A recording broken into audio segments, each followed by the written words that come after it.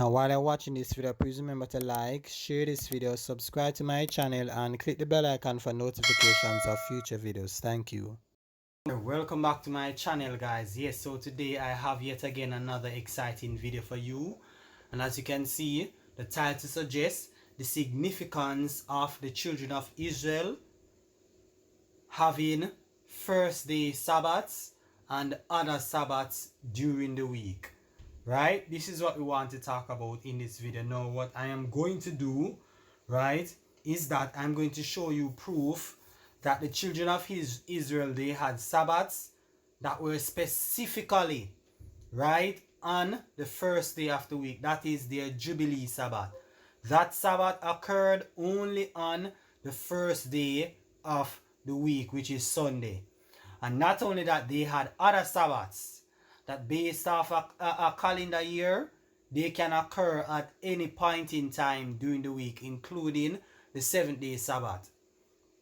Right? And not only that, since the calendar year oftentimes changes, if you have January 1 actually falls on a Monday in one year, it's likely to fall on a different day in the week during the other year. So due to this factor, every one of their other Sabbaths would have been held on the first day of the week at least once, right? However, their first day Sabbath, right, which is the Jubilee Sabbath, it only occurred on the first day of the week. I'm going to show you evidences of this by giving a clip from a video that I did titled Sunday or Sabbath, Does It Matter? Right? Sunday or Saturday, does it matter? Right? I did a video a while back. Right, I'm going to post the link in the comment section. If you don't see it by the time this video is posted, you can come and check back like in a couple of hours time, right, where you can see the full video if you so desire. Right, guys, so I'm going to show you the clip. It's about 16 minutes long, and then I'll wrap up right after I show the clip. So with that being said, check it out, guys. Now let us begin. Leviticus chapter 23. Now we are not going to read the entire passage. I'm just going to look at a selected verses, or some selected verses should say. Now reading from verse 1, And the Lord spake unto Moses, saying, Speak unto the children of Israel, and say unto them, Concerning the feast of the Lord, which ye shall proclaim to be holy convocations, even these are my feasts. Now verse 3 says, 6 days shall work be done, but the 7th day is the Sabbath of rest, a holy convocation. Ye shall do no work therein. It is the Sabbath of the Lord in your dwellings. So we find that God is here saying that he's mentioning of some feasts which he considered are his holy convocations. Verse 2, And the first feast are holy convocation that he mentioned of is the Sabbath, right? And that is explicit. 6 days work be done, the 7th is a Sabbath of rest. Then he mentions of other feasts, which are also holy convocations. Verse 4, These are the feasts of the Lord, even holy convocations, which ye shall proclaim in your season. In the 14th day of the first month, at even is the Lord's Passover, right? So this Passover, it occurs the first day, the 14th day of the first month. Now, this day can be just about any day. If you study calendar, if the 1st of January normally falls on a Monday in this year, it's going to fall on a different day next year and so forth. So what we'll find is that this Passover, this feast here, you would have had this feast, this holy convocation occurring Monday, Tuesday, Wednesday, Thursday, Friday, Sunday, and even Saturday. So that means to say then that they would have had holy convocations or feasts that occurred on the first day of the week, which is Sunday. You understand? Which is basically like a Sabbath. You understand? Verse 5 in the verse 6, sorry. And on the 15th day of the same month is the feast of unleavened bread unto the Lord. 7 days he must eat unleavened bread. So the 15th day, right, just as the Passover, it can occur any day on the week, and they would have had it occurring just about every day at least once. You understand? Sometime it would occur Sunday, first day of the week, sometime Monday, Tuesday, Wednesday, Thursday, Friday, and Saturday. And when it occurs, it lasts for 7 days. So this holy convocation, regardless of which day it occurred, it would have naturally hit a first day of the week, thus making a first day of the week a holy convocation, just by the week of unleavened bread. You understand? So we have Passover that would occur on the first day of the week, unleavened bread that occur on the first day of the week, and they are holy convocations. So that means that the first day of the week was held as a holy day, right? A holy convocation by the children of Israel in the Old Testament times, right? Verse 7, in the first day he shall have an holy convocation. He shall do no servile work therein. Verse 8, but he shall offer an offering made by fire unto the Lord 7 days. In the 7th day is an holy convocation. He shall do no servile work therein. So that means that these are like Sabbath. It is like it is like the 7-day Sabbath itself. You understand? In that it's a holy convocation. Notice the beginning of the chapter, it says, God said, these are my feasts which he shall proclaim. And he start listing out his feasts. So everyone that he listed is of the same order of the 7-day Sabbath. This is why the 7-day Sabbath is grouped with them, you know. They are all the same. They are holy days. You understand? They are holy days. I hope you're listening carefully, you know. Now, skipping that to verse 15. And he shall count unto you from the morrow after the Sabbath, from the day that he brought the sheaf of the wave offering, 7 Sabbaths shall be complete. Even unto the morrow after the 7th day shall he number 50 days. And he shall offer a new meat offering unto the Lord. Let me read that from a different translation. Right? Let me read that from a different translation. Reading from the NASB, you shall count for yourself from the day after the Sabbath, from the day when you brought in the sheaf of the wave offering, there shall be 7 complete Sabbaths. You shall count 50 days to the day after the 7th Sabbath. Then you shall present a new grain offering to the Lord. Right? And verse 21, I'm skipping the other verses, you know, you can read it yourself. And verse 21, on this same day you shall make a proclamation as well.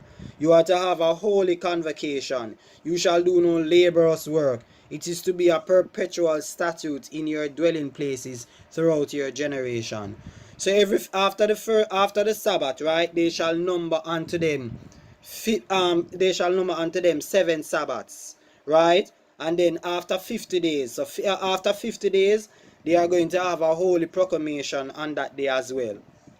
Right? It's a holy proclamation, and they shall do no servile work therein. You understand? So that is like the 50 days is like a Sabbath. Right? It is like a Sabbath to them, where a holy convocation. Now that can fall on any day as well, and it would have fallen on each of the days before. The first day of the week, the 2nd day, 3rd day, 4th day, right back to no, the only day it probably wouldn't land would be, no, I'm sorry, my bad, mistake, I'm sorry. It wouldn't land on any other days but the first day. For since you're numbering 7 Sabbaths, you know, and it's 50 days, after the 7th Sabbath you have an additional day, the 50 days. It would fall on the first day of the week. Right? So this holy convocation here that they celebrate every year, it falls on the first day of the week every year, and this is a holy convocation in which they ought not to do any work either. You understand? Just like the 7-day Sabbath. Verse 23. And the Lord spake unto Moses, saying, Speak unto the children of Israel, saying, In the 7th month, in the first day of the month, shall ye have a Sabbath, a memorial of blowing of trumpets, and holy convocation. Ye shall do no servile work therein. So right, so you have in the 7th month and the first day of the month, you have basically another Sabbath. Right, a holy convocation in which they should do no servile work therein. Right, on the first day of the month, it would have landed just about any day. You understand? Including the first day of the week. You would have had that Sabbath occurring on the first day of the week as well. Just like the calendar, the days would change every year. It's the same thing. It's the same thing with that, right? Verse 26, and the Lord spake unto Moses, saying, also on the 10th day of this 7th month, there shall be a day of atonement. It shall be an holy convocation unto you, and he shall afflict your souls. Right? Ye shall afflict your souls, and offer an offering made by fire unto the Lord. And ye shall do no work in that same day, for it is a day of atonement, to make atonement for you before the Lord your God. Right? For whatsoever soul it be that shall not be afflicted, right? The Amplified Version would say, for afflicted by fasting in penitence and humility. That's what the Amplified Version translate it or paraphrase it as. Right? So whatsoever soul it be that shall not be afflicted in fasting and penitence and humility, shall not be afflicted in that same day, he shall be cut off from among his people. And whatsoever soul it be that doeth any work in that same day, the same soul will I destroy among the people. He shall do no manner of work. It shall be a statute forever throughout your generation in all your dwellings. It shall be unto you a Sabbath of rest, and he shall afflict your souls in the 9th day of the month at even. From even to even shall he celebrate your Sabbath. Right? So on the 9th, on the 9th day of the month, right? And on the 10th day of the month, you have a Sabbath, the day of atonement, right? And this would fall on just about any day of the week, right? Just like the others, and you would naturally have it occurring on the first day of the week as well. And what did God say? It is a Sabbath of rest unto them. Right? It's a Sabbath of rest. Verse 34. Speak unto the children of Israel, the 15th day of the 7th month shall be the feast of tabernacles for 7 days unto the Lord. On the first day, shall be an holy convocation. He shall do no servile work therein. Right? 7 days he shall offer an offering made by fire unto the Lord. On the 8th day shall be an holy convocation, and he shall offer an offering made by fire unto the Lord.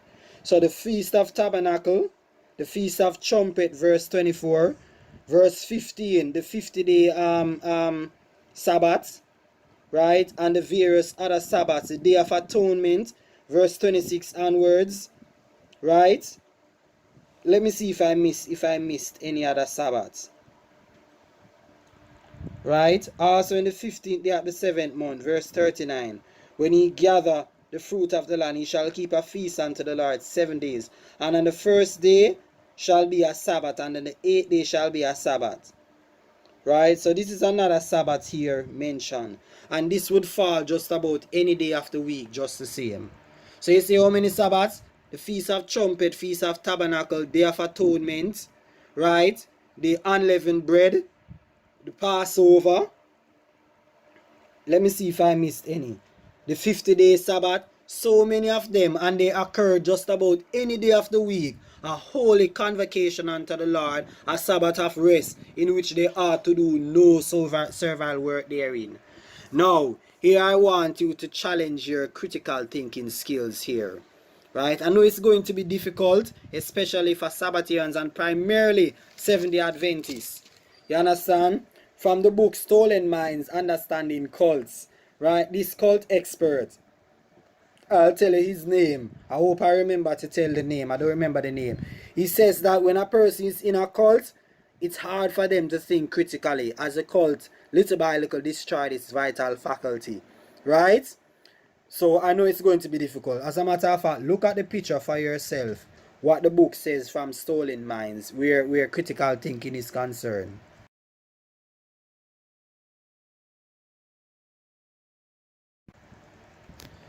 So there you have it. It's going to be difficult for them to think critically. But if you who are watching this video, if you are not so brainwashed that you're unable to think critically, I want to challenge you this day. You saw what the man said, desecrating the spurious Sabbath and validating the right Sabbath. Now, as far as we have just seen, God would have had Sabbath occurring on the first day, second day, third day, fourth day, fifth day, and the sixth day as well, not just the 7 day Sabbath. So if God had a problem in holding a Sabbath and any other day of the week, right? If it was sinful in God's sight, why would he have these Sabbath that occurred on basically every other day of the week other than the 7th day? If God had a problem with it and it was sinful in his sight, why did he allow his people to do it? Why did he allow his people to do it if it's wrong and sinful in his sight? Now, I'm not here saying, that the holy Sabbath of the Lord is the first day of the week. I'm not saying that. Scripture tell us that the Sabbath is the 7th day. You understand? But I'm showing you that there were also other Sabbaths as well, other than the 7th day Sabbath. There have been Sabbath that occurred, right, on the first day. As a matter of fact, the 50-day Sabbath occurs every first day. That only occurs on the first day. You understand? So that is basically a first day Sabbath. So even if Christians want to regard a particular day as their Sabbath, it shouldn't be a problem, since God would have had every day of the week as a Sabbath before. It shouldn't be a problem. No, it should not be a problem.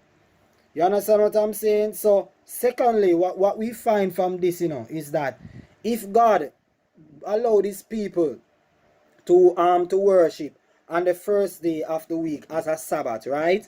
And let's say, for argument's sake, under the New Testament, God no longer is for that kind of practice. You would expect that he would actually state that in details in the New Testament and say, hey, thou shalt not worship me on the first day of the week. Thou shalt not have a first day Sabbath. Thou shalt not do this on the first day, etc. Mute. We find the New Testament being mute where this is concerned. The book of Proverbs says, train up the child in the way that he should go, and when he grows old, he will never depart from it. This is a saying that Jamaicans know all too well. So let's use this in the context of God. God trained up his people in the way that he should go. They should go. He trained up his children, and he taught his children to worship him and have Sabbath basically every day of the week, including the first day of the week.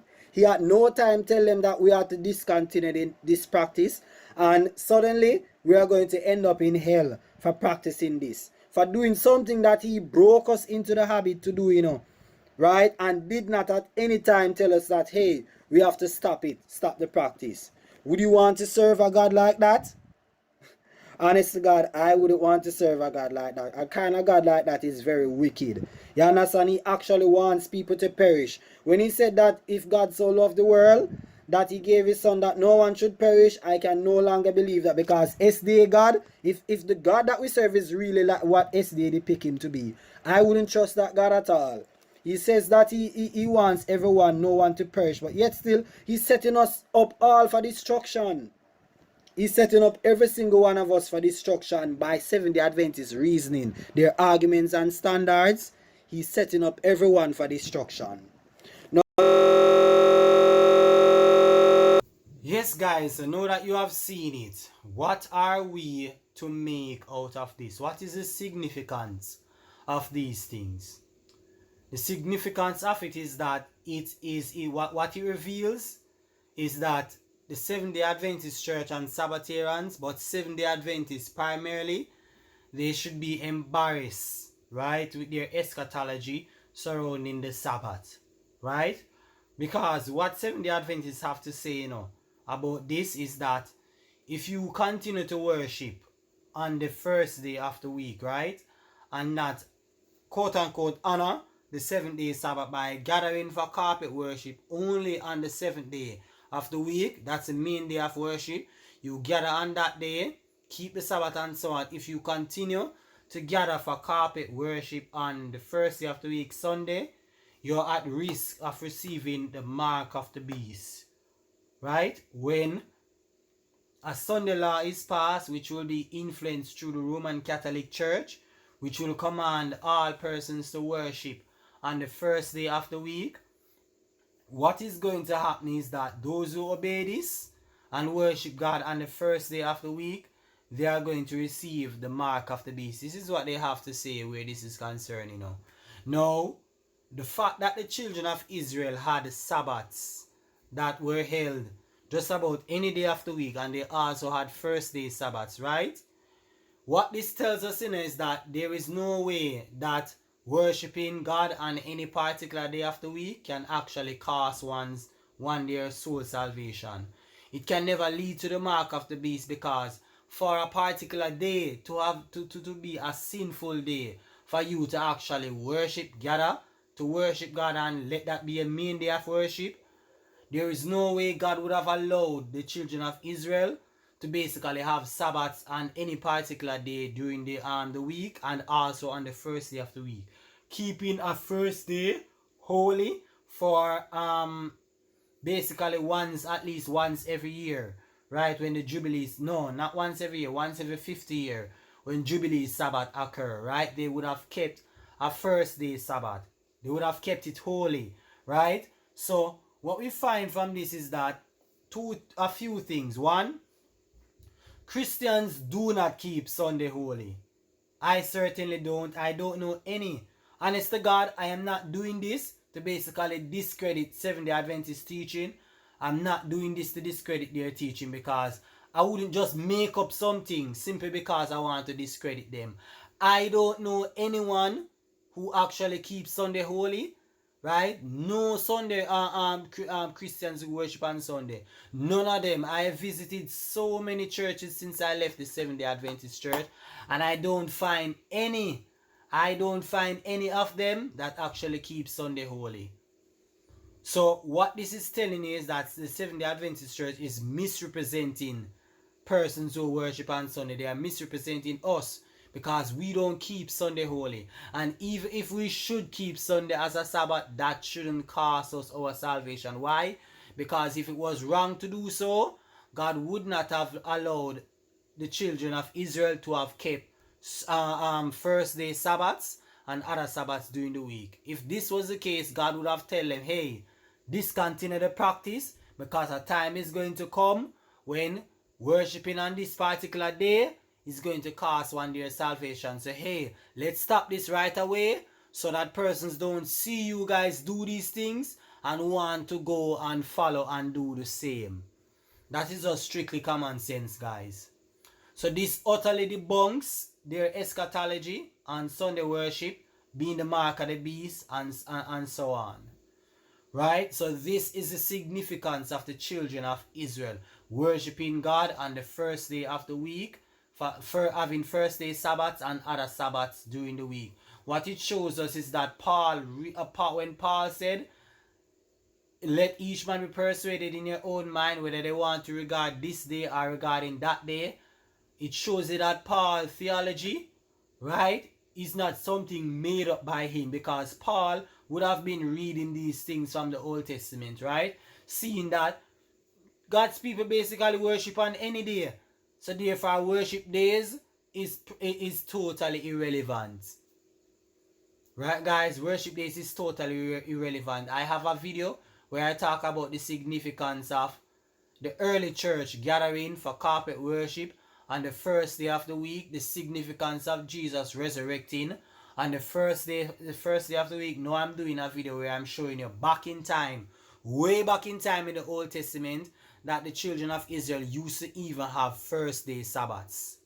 First day Sabbaths, right? And then you find the early church gathering for corporate worship on the first day of the week, Jesus resurrecting on the first day of the week. Come on. We Christians have legitimate reason to basically congregate for corporate worship on the first day of the week. It can't get any clearer than that, guys. So with that being said, I end this video. I do hope that you enjoyed it. If you did, you know what to do. Like, comment, subscribe, and share this video. Bye-bye.